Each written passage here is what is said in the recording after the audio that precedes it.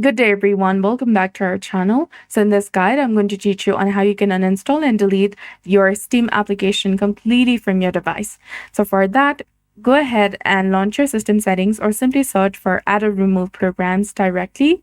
You can scroll down and search for the Steam application, or you can use a search bar in the top, type in Steam, find Steam, click on it, and click on uninstall. Select uninstall again, give administrative privileges, and then tap on uninstall. Wait for a few minutes or seconds for it to uninstall from your device, and then click on close. After it has been removed from apps and features, go ahead and launch your File Explorer. Then go to the local disk section, open the program files, and here find the file of Steam. If the Steam file is here, simply right click on it and select delete. You can also go to the program files and check if the Steam file is available in this page.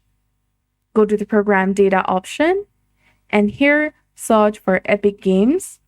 Go ahead and right click on it and select delete.